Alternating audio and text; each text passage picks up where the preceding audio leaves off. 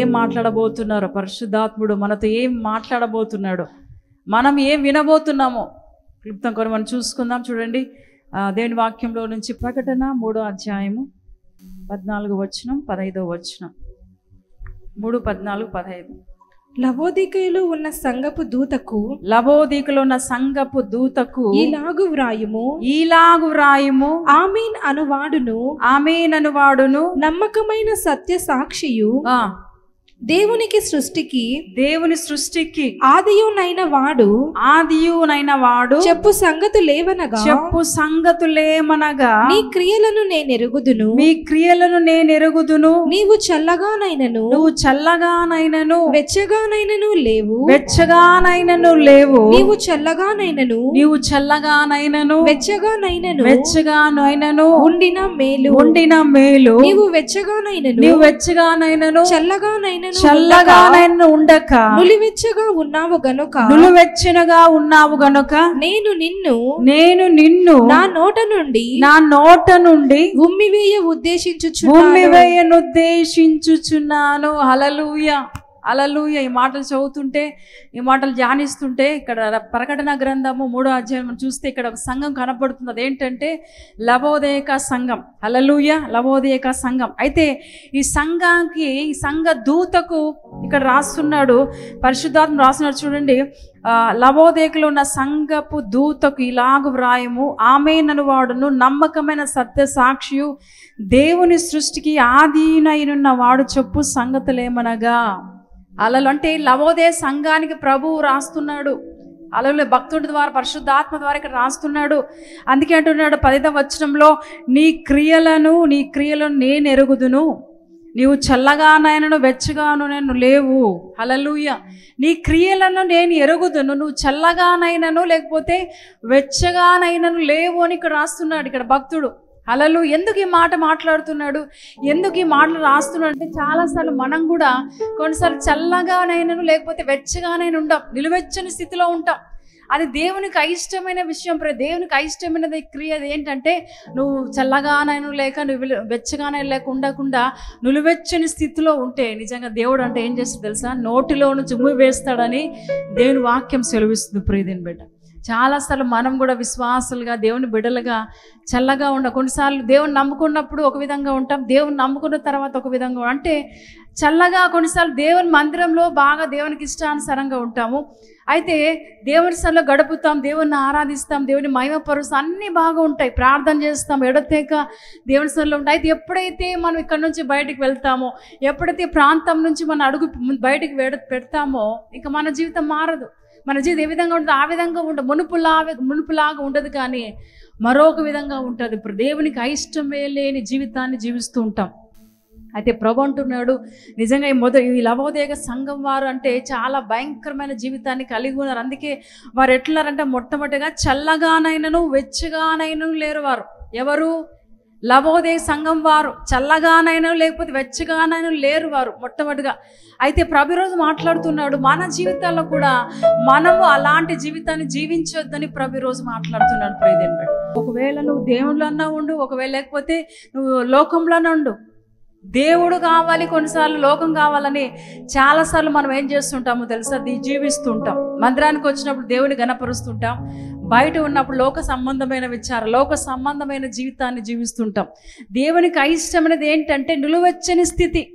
హల్లెలూయా. చాలాసార్లు మనం ఈరోజు ఎట్లున్నాం తెలుసా, నిలువెచ్చని స్థితిలో ఉంటారు, నిలువెచ్చని స్థితిలో జీవిస్తున్నాం. అందుకే దేవుడు మనల్ని అసహ్యించుకునే పరిస్థితి వస్తుంది. ఎందుకు దేవుడు మన జీవితంలో భయంకరమైన పరిస్థితులు గుండా మనం వెళ్తున్నామో తెలుసా, భయంకరమైన పరిస్థితి గుండా మనం ఎందుకు వెళ్తున్నామో తెలుసా, నువ్వు చల్లగానైనా లేక వెచ్చగానైనా లేవు, కానీ నిలువెచ్చని స్థితిలో ఉంటావు. దేవుని వాక్యం బాగా తెలుసు, చాలామంది దేవుని వాక్యం బాగా తెలుసు, చెప్పమంటే ఎన్నో వాక్యాలు చెప్తారు, కానీ వారి జీవితాలు దేవునికి ఎంత ఇవ్వాలో అంత ఇవ్వకుండా ఉన్నారు. దేవుని జీవితాలు దేవునికి ఎంత ఉపయోగకరంగా, దేవుని ఇష్టానుసారంగా వారు లేక ఈరోజు చాలామంది నిలువెచ్చని స్థితిలో ఉన్నారు అని ప్రభు మాట్లాడుతున్నాడు. ఈరోజు ప్రభు ఆ పరిస్థితి అంటే చాలా భయంకరం, ఇష్టము లేనిది ప్రభుకి. నోటిలో నుంచి ఉమ్మి వేస్తాడని ప్రభు రాస్తున్నాడు, ఇక్కడ పరిశుద్ధాత్ముడు రాస్తున్నాడు.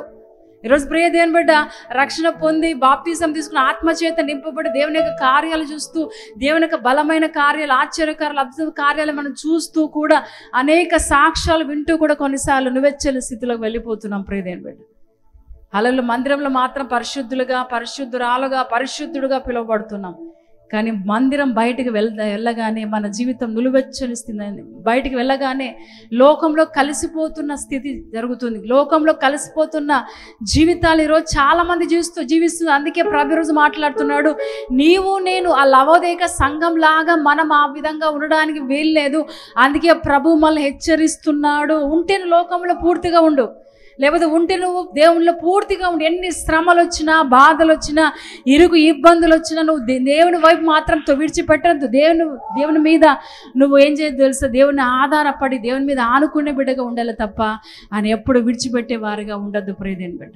ఎందుకు ఈరోజు ఇలాంటి పరిస్థితులు సంభవిస్తున్నాయో తెలుసా? భయంకరమైన పరిస్థితులు ఎందుకు సంభవిస్తున్నాయో తెలుసా? నీవు నిలువెచ్చని స్థితిలో ఉన్నావు. హల్లెలూయా.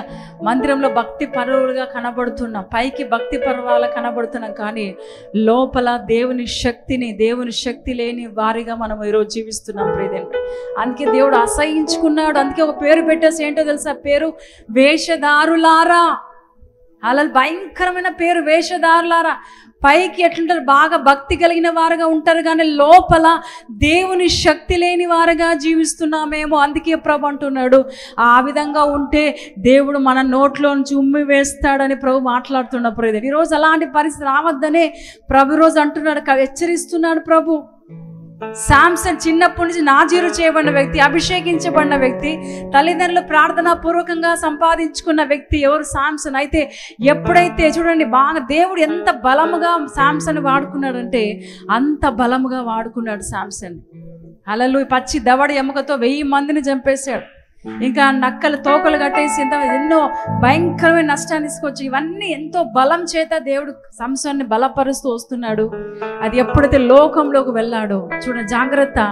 అంత నాజీరు చేయబడిన వ్యక్తి, అభిషేకించబడిన వ్యక్తి, ఆయన న్యాయాధిపతి, ఎన్నో సంవత్సరాలు న్యాయాధిపతిగా ఉన్న ప్రవక్త. ఆ న్యాయాధిపతి చివరికి ఏమైనా తెలుసా? భయంకరమైన స్థితిలోకి వెళ్ళిపోయాడు. ఎందుకంటే లోకం బహు భయంకరమైనది. లోకం మళ్ళీ ఏం చేస్తుంది తెలుసా? ఆకర్షిస్తూ ఉంటుంది. లోకం మళ్ళీ ఆకర్షిస్తూ ఉంటుంది. మందిరంలో వాక్యం బాగా వింటాం, మనం బాగా వింటాం, కానీ మందిరం బయటికి కాలు పెట్టిన తర్వాత మనం ఆ వాక్యం మనలో నుంచి మన వాక్యం ఏమవుతుందో తెలియదు ప్రియదేని బిడ్డ. ఈ చెవితో వింటారు, ఈ చెవితో వదిలేస్తారు. ఈరోజు బ్రే సంగమ ప్రభు మాట్లాడుతున్నాడు, మందిరంలో వాక్యాన్ని విన్న నీవు మందిరం బయట కూడా ఒకే విధంగా ఉండాలి. వేషధారుల వల్లే మనం ఉండడానికి వీల్లేదు. అందుకే శాంసన్ చూడండి, ఆ లోకంలోకి వెళ్ళిపోయాడు. దెలీలాని చూశాడు, పెళ్లి చేసుకున్నాడు. తర్వాత దెలీలాని చూడగానే లోకంలోకి వెళ్ళిపోయాడు, భయంకరమైన పాపం చేశాడు. ఆ పాపాన్ని బట్టి ఏం సంపాదించుకున్నాడో తెలుసా? మరణాన్ని సంపాదించుకున్నాడు. మరణాన్ని సంపాదించుకున్నాడు. గుడ్లు కనుగుడ్లు ఊడబెరికారు. హల్లెలూయా. తన కనుగుడ్లు ఏం చేశారు? తీసేశారు ప్రియదేని బిడ్డ. నిజంగా ఎంత భయంకరమైన విషయం అంటే, శాంసన్ 2 చేతులు కట్టేసి ఆ మూల కంబాలకు కట్టేశారు. నిస్సహాయ స్థితిలో ఉన్నారు ప్రియదేని బిడ్డ. ఒకప్పుడు దేవునిలో ఉన్న శాంసన్ అద్భుతమైన బలాన్ని, అభిషక్తుడు, పచ్చి దవడ ఎమ్మకతో 1000 మందిని చంపిన వ్యక్తి, బలవంతుడు, నాజీరు చేయబడిన ఆ వ్యక్తి చివరికి ఏమారు తెలుసా? నిస్సహాయ పరిస్థితిలో ఆ మూల కంబాలకు కట్టబడిన వారై, ఆ కనుగుడ్లు ఊడబెరికిన వాడై ఏనాడు తెలుసా? భయంకరమైన నిస్సహాయ పరిస్థితిలో ఉన్నాడు ప్రియదేని బిడ్డ. ఎంత భయంకరం. అందుకే ప్రభు రోజు మాట్లాడుతున్నాడు, నువ్వు మందిరంలో ఏ విధంగా ఉంటావో బయట కూడా ఆ విధంగా ఉండాలి. ఎప్పుడు ప్రభు ఏం చూసాడు తెలుసా? లోపల అంతరంగాన్ని చూసే దేవుడు, పై రూపాన్ని లక్ష్య పెట్టే దేవుడు కాదు ఆయన. హల్లెలూయా. మనసులో అంతరంగాన్ని లక్ష్య పెట్టే దేవుడు. నీ హృదయంలో నువ్వు ఏం ఆలోచిస్తున్నావో, దేవుని ఏ విధంగా ఆరాధిస్తున్నావో, ఏ విధంగా గణపరుస్తున్నావో, ఏ విధంగా దేవుడికి ప్రార్థన అన్నీ కూడా ఆయన గమనిస్తున్నాడు. పాస్టర్లు చూస్తున్నారు కదా, సేవకులు చూస్తున్నారు కాబట్టి దేవుని మందిరం రావాలి కదా, పాస్టర్ గమనిస్తాడు కాబట్టి దేవుని సన్నిధికి రావాలి అంటే దానివల్ల ప్రయోజనం లేదు. అలా దేవుడు చూస్తున్నాడు, దేవుడు గమనిస్తున్నాడు. ఆయన కనుదృష్టి మన మీద ఉంది అని ఎప్పుడైతే ఆ విధంగా అనుకొని ఎప్పుడైతే నువ్వు దేవుని స్థలంలో గడుపుతావో దేవుడు నీ జీవితంలో కార్యం జరిగిస్తాడు ప్రియదేని బిడ్డ. ఈ శాంసన్ ఏ విధంగా అతని చివరి జీవితం ఏ విధంగా మారిపోయిందంటే భయంకరమైన పరిస్థితిలోకి దాటిపోయింది భయంకరమైన పరిస్థితిలోకి వెళ్ళిపోయింది ప్రియదేని బిడ్డ. నిస్సహాయ స్థితిలో ఉన్నాడు, భయంకరమైన పరిస్థితిలో. హల్లెలూయా. అతని శక్తి అంతా బలం అంతా దేంట్లో ఉంది తెలుసు? నాజీరు అంతే వెంట్రుకలో ఉంది. ఎప్పుడైతే ఆ దెలీలా ముందు వాటిని ఒప్పుకున్నాడు, వాటిని చెప్పాడు, నీ బలం ఎక్కడుందని ప్రతిరోజు దెలీలా అడుగుతుంటే ప్రతిరోజు అడుగుతుంటే ఏం చేశాడు? ఆ మాటలకు ముగ్ధుడైపోయాడు, పడిపోయాడు. ఆ మాటలకు ఏం చేశాడు తెలుసా? అతని బలం ఎక్కడుందో చెప్పేశాడు. ఒళ్ళో పడుకోబెట్టుకుంది దెలీలా, బాగా నిద్రపుచ్చుకుంటుంది. అయితే నిద్రపోతున్నాడు. ఎవరు? దెలీలా ఒడిలో నిద్రపోతున్నాడు. తెలుసుకుంది, కొంతమంది రమ్మని పిలిచింది. ఆ వెంట్రుకలంతా ఏం చేసిందంట? క్షౌరము చేసింది. ప్రేదేని బిడ్డ, ఒకసారి మీరు ఆలోచించండి, లోకం ఎలాంటిదో తెలుసా? లోకము భయంకరమైనది. లోకం ప్రేదేని బిడ్డ, ఆ లోకము అనేది ఊబి లాంటిది. లోకం, పాపం ఒక ఊబి లాంటిది. ఆ ఊబిలోకి వెళ్ళిపోతే ఇంక బయటికి రాలేవు. అదేవిధంగా శాంసన్ జీవితం అట్లే ఉంది.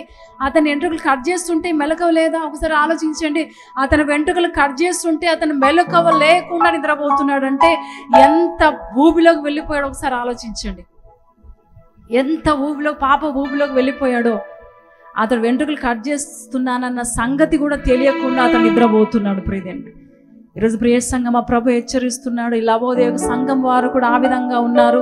వారు చల్లగానైనా వెచ్చగానే లేరు, కానీ నులువెచ్చని స్థితిలో ఉన్నారు. అందుకే ప్రభు అంటే, నీ క్రియలను నేను ఎరుగుదును. అలా ఈరోజు ప్రభు అదే మాట మాట్లాడుతున్నాడు, మీ క్రియలను నేను ఎరుగుదును. పైకి భక్తి గల వారు కనబడుతూ లోపల దేవుని శక్తి లేని వారుగా ఈరోజు ఒకవేళ మనం ఉంటే ప్రభు మనల్ని హెచ్చరిస్తున్నాడు. దాటిలో నుంచి ఆ మనస్సును మనం తీసివేసుకోవాలి, వ్రేళ్లతో సహా ప్రకిలించి వేయాలి. ప్రియదేని బిడ్డ, ఇంకా మన మనసులో, మన హృదయంలో పాపము జీవితం, ఆ రోత పాత జీవితం, ఆ కంపు ఇంకా ఉంటే మన జీవితంలో మనం ఆశీర్వాదకరంగా ఉండం. ఎందుకంటే లోకము ఊబి లాంటిది. ఆ ఊబిలోకి వెళ్ళిపోయిన వారు ఎవ్వరూ బయటికి రాలేరు. జాగ్రత్త. ఎంతోమంది విశ్వాసులు, ఎంతోమంది దేవుని బిడ్డలు వాక్యాన్ని తెలిసిన వారే ఆ పాప ఊబిలోకి, లోకంలోకి వెళ్ళిపోయారు. ప్రియదేని బిడ్డ, ఈరోజు ఆ విధంగా ఉండకూడదని ప్రభు ఈరోజు మాట్లాడుతున్నాడు. అలాంటి గతి మనం పట్టకూడదని ప్రభు ఈరోజు హెచ్చరిస్తున్నాడు. అలాంటి స్థితి రాకుండా ఉండాలని, మన జీవితాలు మారాలని, మనము వెచ్చగానే లేకపోతే చల్లగానే ఉండకుండా నిలువెచ్చని స్థితిలో ఉండకుండా ప్రభు ఈరోజు మాట్లాడుతున్న ప్రియదేని బిడ్డ, ఆ విధంగా ఉండకూడదని ప్రభు ఈరోజు మాట్లాడుతున్నాడు. ఈ సంఘం వారు, లవోదిక సంఘం వారు ఎట్లున్నారో తెలుసా? నీ క్రియలను నేను ఎరుగుదును. ఈ మాటలు ధ్యానిస్తుంటే, ఈ మాటలు చూస్తుంటే నిజంగా ఎంత భయంకరమైన మాటలు చూడండి. నీ క్రియలను నేను ఎరుగుదును. చదవండి ఇక్కడ. నీ క్రియలను నేను ఎరుగుదును. నీ క్రియలను నేను ఎరుగుదును. నీవు చల్లగానైనను వెచ్చగానైనను లేవు. నీవు చల్లగానైనను వెచ్చగానైనను ఉండిన మేలు. నీవు వెచ్చగానైనను చల్లగానైన ఉండక నులివెచ్చనగా ఉన్నావు గనుక నేను నిన్ను నా నోట నుండి ఉద్దేశించుచున్నాను. ఒకటే ప్రభు అంటున్నాడు, నువ్వు వెచ్చగానే లేకపోతే చల్లగా అంటే కాదు. ఎట్లు తెలుసా? నిలువెచ్చని స్థితిలో ఉంటే నోట్లో నుంచి ఉమ్మి వేస్తాను అంటున్నాడు. ప్రియదేని బిడ్డ, ఒకవేళ ఉంటే లోకంలో ఉండు, లేకపోతే దేవునిలో ఉండు, కానీ నిలువెచ్చని స్థితిలో ఉంటే దేవుడు నోట్లో నుంచి ఉమ్మి వేస్తా అంటున్నాడు. ప్రియదేని, మీ సంఘం వారు అందుకే భయంకరమైన పరిస్థితిలోకి వెళ్ళిపోయారు. మన ప్రకటన గ్రంథం చూస్తే అనేక సంఘాలు, 7 సంఘాలు ఉన్నాయి కదా. ఆ 7 సంఘాలు, ఈ సంఘం ఒకటి. నిజంగా భయంకరమైన సంఘం ఇది. ప్రియదేని, వారు ఎట్లంటే మనుషులు ఎట్లా పోతుంటే ఎట్లా మాట్లాడుతుంటే ఆ మాట రెస్పాండ్ అవుతుంటారు. మనుషులు చెప్పినట్టుగా ఇక్కడ కొంతమంది చెప్పిన మాటలు వింటుంటారు, అక్కడ బయట చెప్పిన మాటలు వింటుంటారు. అంటే వారి మనసు ఎట్లుందో స్థిరమైన మనసుగా లేదు, స్థిరముగా లేదు వారి మనస్సు. అయితే ప్రభు రోజు మాట్లాడుతున్నాడు, మన మనసు ఎట్లుండో తెలుసు, స్థిరముగా ఉండాలి, దేవుని వైపు ఆనుకునే వారిగా ఉండాలి, దేవుని మీద ఆధారపడే బిడ్డలుగా ఉండాలి. సమస్యలు వచ్చినప్పుడు దేవుని విడిచి వెళ్ళిపోవడం, అన్ని సంతోషంగా ఉన్నప్పుడు దేవుని పట్టుకోవడం కాదు. అలాంటి మనసు మనం ఉండొద్దు ప్రియదేని బిడ్డ. అన్ని పరిస్థితులు, అన్ని స్థితిగతులలో మనం ఎట్లు తెలుసా? దేవునికి ఇష్టానుసారంగా మనము స్థిరమైన మనస్సు మనం ఉండాలి. స్థిరమైన మనస్సుతో, అందుకే దావీదు ప్రార్థన చేస్తున్నాడు, దేవా నాకు స్థిరమైన మనస్సు నూతనంగా పుట్టించు, నాకు స్థిరమైన మనస్సును. ఈరోజు ప్రియ సంగమా, ఈరోజు నేను వాక్యం వింటున్న ప్రియ సంగమా, ప్రభు మాట్లాడుతున్నాడు. ఈరోజు మనం దేవుని అడగాలి, దేవా మీరు రాకడ వరకు నాకు స్థిరమైన మనసు నాకు అనుగ్రహించండి అయ్యా. మీరు రాకడ వరకు, మీరు వచ్చేంత వరకు ఒకే మనసు నాకు అనుగ్రహించండి. మీ మీద ఆధారపడే మనసు, మీ మీద విశ్వాసం ఉండే మనసు, మీ మీద నమ్మకం ఉంచే మనసు, మీ మీద ఆధారపడే మనసు నాకు అనుగ్రహించండి ఆయన. ఎలాంటి పరిస్థితుల్లోనైనా సరే మిమ్మల్ని మాత్రం విడిచిపెట్టకూడదు. ఎలాంటి ఇబ్బందుల్లోనైనా, ఎలాంటి శ్రమలోనైనా నిన్ను మాత్రం నేను విడవకూడదయ్యా అని ఎప్పుడైతే నిజంగా నువ్వు దేవునిలో ప్రార్థన చేస్తావో దేవుడు స్థిరమైన మనసును మనకు పుట్టిస్తాడు. ప్రియా, దావీదు పాపం చేసి అంటే అతని మనసు సరిగా లేదు. ఇదే నిజంగా ఈ రోజున్న పరిస్థితులు ఆ రోజు కూడా ఉన్నాయి. దావీదు ఎక్కడున్నాడు? దావీదు రాజు, దావీదు మహారాజు, దేవుని యొక్క హృదయానుసారుడు. దావీదు అంటే దేవునికి ఎంతో ఇష్టమున్న దేవుడు అంటున్నాడు, నీవు నా హృదయానుసారుడు అన్న దావీదు ఏమయ్యాడు తెలుసా? పాపం చేశాడు. అంటే స్థిరమైన మనసు లేదు ప్రియదేని బిడ్డ. బాగానే ఉన్నాడు, బాగానే అన్నీ చూసుకుంటూ బాగా ప్రార్థన చేస్తున్నాడు, స్తుతిస్తున్నాడు, దేవుని ఘనపరుస్తున్నాడు, అన్నీ ఉన్నాయి. కానీ ఒక పరిస్థితి వచ్చింది, మిద్దె మీద తిరుగుతున్నాడు. ఆ మిద్దె మీద తిరుగుతుంటే ఒక స్త్రీ స్నానం చేస్తుంటే చూశాడు. అంత ఏమైపోయాడు తెలుసా? అతని మనసు మారిపోయింది. హల్లెలూయా. మారిపోయి ఆమెతో పాపం చేశాడు. భయంకరమైన పరిస్థితి గుండా వెళ్ళిపోయాడు. ఒకటి వెంబడి పాపం వెంట చేస్తూ వస్తున్నాడు. ప్రియదేని బిడ్డ, ఒక పాపం కప్పిపుచ్చుకోవడానికి ఇంకో పాపం, ఆ పాపాన్ని కప్పిపుచ్చుకోవడానికి ఇంకో పాపం, అట్లా చేస్తూ ఏం చేశాడు తెలుసా? బెత్షెబా యొక్క భర్త ఊరియాని ఏం చేశాడు? చంపేశాడు. ప్రియదేని బిడ్డ, ఒక పాపం వెంబడి ఒక పాపం చేస్తూ వచ్చాడు. అయితే ఎప్పుడైతే దైవ సేవకులు వెళ్ళి అతనితో మాట్లాడినప్పుడు, చేస్తున్న తప్పు ఉపమాన రూపంలో చెప్పినప్పుడు దావీదు పశ్చాత్తాపపడ్డాడు. దావీదు తెలుసుకున్నాడు, నేను తప్పు చేశాను తెలుసుకొని, దేవా నాకు స్థిరమైన మనసు నాకు దయచేసి, శుద్ధ హృదయం నాకు అనుగ్రహించండి అయ్యా. హల్లెలూయా. శుద్ధ హృదయం నాకు దయచేయండి. రక్తంతో హిస్సోపుతో నన్ను కడగండి అయ్యా.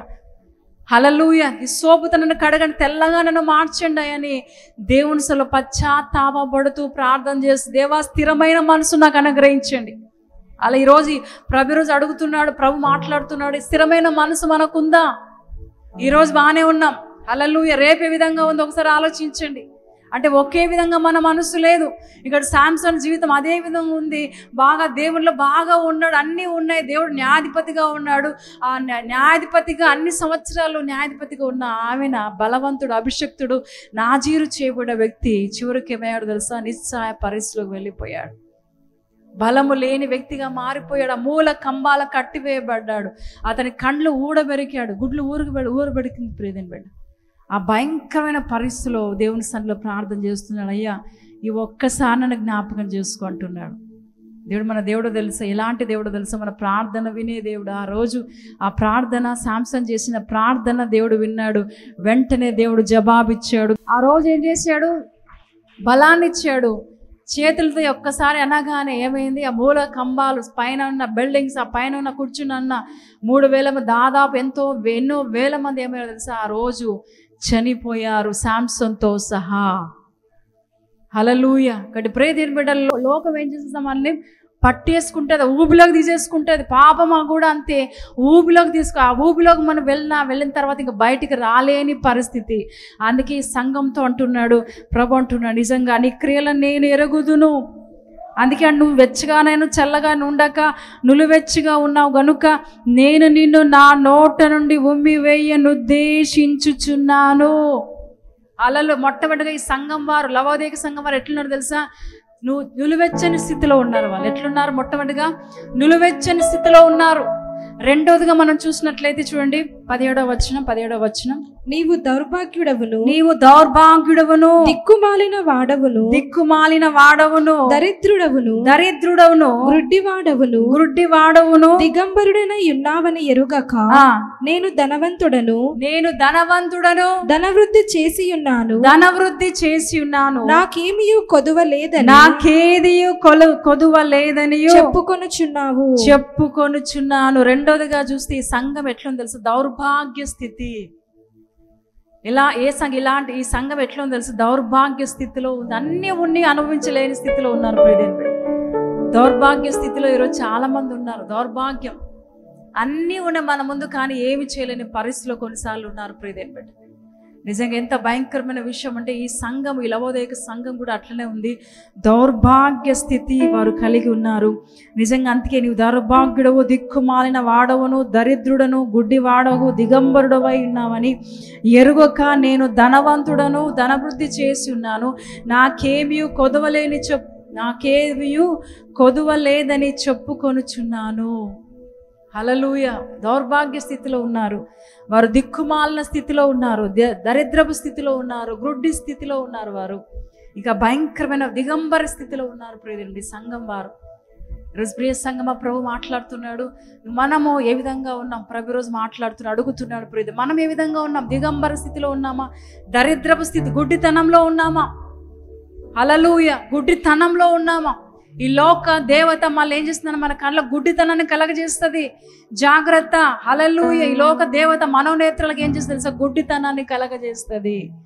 ఈ సంఘం వారు కూడా అట్లే ఉన్నారు. గుడ్డితనం బాగా కనబడుతుంది, కానీ పైన ఫిజికల్ ఐస్ కనబడుతుంది, కానీ లోపల ఆ నేత్రాలు, మనోనేత్రాలు ఏమో తెలుసా? మూయబడిన పరిస్థితులు ఉన్నాయి. అందుకే ప్రభు ఈరోజు మనతో మాట్లాడు, ఒకవేళ మనలో కూడా ఆ మనోనేత్రాలు మూయబడిన పరిస్థితులు ఉన్నాయేమో, అయితే ప్రభు తెరుచుకో. ప్రభు అడుగుతున్నాడు. ఈ ఫిజికల్ ఐస్, శారీరక ఐస్ కదా, శారీరక కళ్ళు తెరవబడిన లోపల మనోనేత్రాలు ఏం కావాలో తెలుసా? తెరవబడాలి. ఈరోజు మన నేత్రాలు ఏ విధంగా ఉన్నాయి? హల్లెలూయా. మన కళ్ళు ఏ విధంగా చూస్తున్నాయి? ఏ విధంగా ఉన్నాయి మన కళ్ళు? లోకం వైపు, పాపం వైపు, దరిద్రత వైపు, లేకపోతే రకరకాల ఇచ్చల వైపు, కోరికల వైపు మన కన్నులు ఉన్నాయా? జాగ్రత్త ప్రియ సంఘమా. ఈ లవోదిక సంఘం వారు అలాంటి పరిస్థితి, దౌర్భాగ్య స్థితిలో ఉన్నారు, గుడ్డితనంలో ఉన్నారు, దిక్కుమాలిన స్థితి. ఇక్కడ పరిశుద్ధాత్ముడు రాయించాడు ఈ పేర్లన్నీ. దిక్కుమాలిన స్థితి, దౌర్భాగ్య స్థితి, దిగజారిన స్థితి, దిగంబర స్థితి, గుడ్డితనముతో వారు ఉన్నారు ప్రియదేని బిడ్డ. ఈరోజు ప్రియ సంఘమా, ప్రభు అదే మాట మనతో మాట్లాడుతుంది. ఈరోజు ఎలాంటి స్థితిలో నువ్వు ఉన్నావు? నీ కనులు గుడ్డితనం కలిగి ఉన్నాయా? మనోనేత్రాలు, ఆత్మీయ నేత్రాలు గుడ్డితనంతో ఉన్నాయా? ఈరోజు ప్రభు అంటున్నాడు ప్రియదేని బిడ్డ, ఎప్పుడైతే దేవుని సన్నిధిలో దేవుని మీద ఆధారపడతావో, దేవుని మీద పూర్తిగా ఆధారపడతావు, దేవుడిని మనోనేత్రాలు ఏం చేస్తాడు? తెరుస్తాడు మనోనేత్రాలు. హల్లెలూయా. అంటే ప్రియ సంఘం ప్రభు మాట్లాడుతున్నాడు. శాంసన్ జీవితం ఆ విధంగా మారిపోయింది, దిక్కుమాలిన స్థితిలోకి మారిపోయింది, దరిద్రపు స్థితిలోకి దౌర్భాగ్య స్థితిలోకి వెళ్ళిపోయాడు శాంసన్. ఒకప్పుడు బలంతో ఉన్న వ్యక్తి, నాజీరు చేయబడిన వ్యక్తి, బలవంతుడుగా ఉన్న వ్యక్తి, న్యాయాధిపతిగా ఉన్న వ్యక్తి, ఎన్నో సంవత్సరాలు న్యాయాధిపతిగా చేసిన ఆ వ్యక్తి చివరికి నిస్సహాయ పరిస్థితులు, దౌర్భాగ్యుడిగా మారిపోయాడు. ప్రియదేవుడు అన్నీ ఉన్న అనుభవించలేని స్థితిలోకి వెళ్ళిపోయాడు. ఒక న్యాయాధిపతి అంటే మామూలు విషయం కాదు. ఒక హై పొజిషన్లో వ్యక్తి ఉన్నాడు శాంసన్. కానీ వాటి లోకంలోకి వెళ్ళిపోయి లోకానుసరమైన మనస్సు అతనిలోకి వచ్చేసింది. లోకానుసరమైన పాపంతో వాడు కట్టివేయబడ్డాడు. ఆ ఊబిలోకి వెళ్ళిపోయాడు. భయంకరమైన ఆ ఊబిలోకి వెళ్ళిపోయి ఏం చేస్తున్నాడో తెలియదు. ప్రియదేవుడు పెళ్ళయింది, వివాహం అయింది కూడా అయింది, అయినా కూడా పాపము చేయడానికి ప్రేరేపించబడ్డాడు ప్రియదేవుడు. ఎందుకంటే అపవాది వాడు ఏం చేస్తాడు? ఎవరిని మృంగుదామనే వాడు గర్జించు సింహం వలె వాడు పన్నాంగాలు పన్నుతున్నాడు. ఎవరిని వాడు వదలడు, ఎవరిని వాడు వదిలిపెట్టడు. విశ్వాసం, దేవుని వాక్యం నాకు బాగా తెలుసు, ఎప్పుడు అడిగినా వెంటనే చెప్తాను, వాక్యం బాగా తెలుసు, ప్రార్థన బాగా చేస్తాను, సాక్ష్యం చెప్తాను అంటే సరిపోదు. నీ హృదయం ఎట్లుండో తెలుసా? పరిశుద్ధంగా ఉండాలి నీ హృదయం. పైకి భక్తి గలవానే కనబడుతున్నావు, సరే నీ హృదయం ఈరోజు ఏ విధంగా ఉంది? చీకటితో ఉందా? పాపంతో ఉందా నీ హృదయం?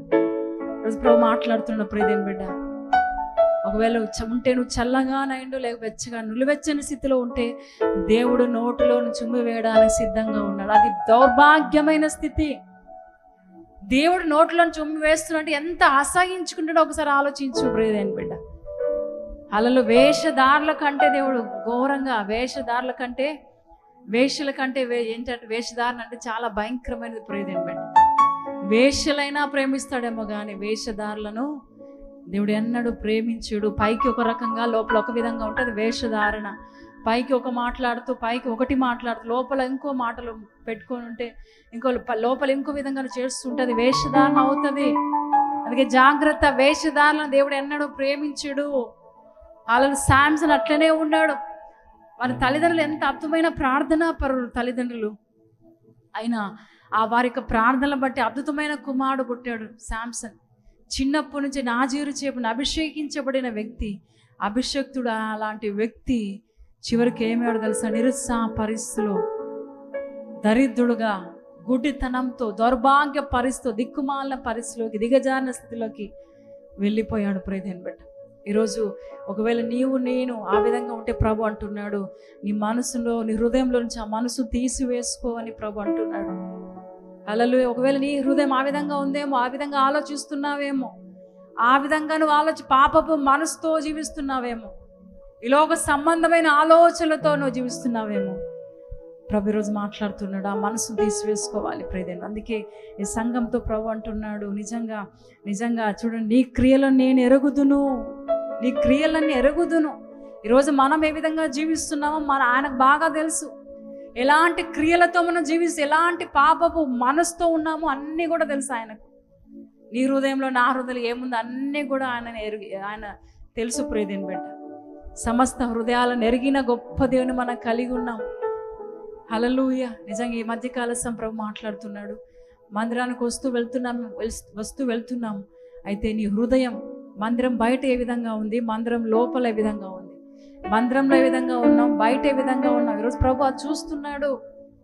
హల్లెలూయా. మందిరంలో ఒక విధంగా, బయట ఒక విధంగా ఉంటే అది దేనికి పనికిరాదు. దేవుడు వారిని అసహించుకుంటాడు, నోటిలో నుంచి ఉమ్మి వేస్తాడు.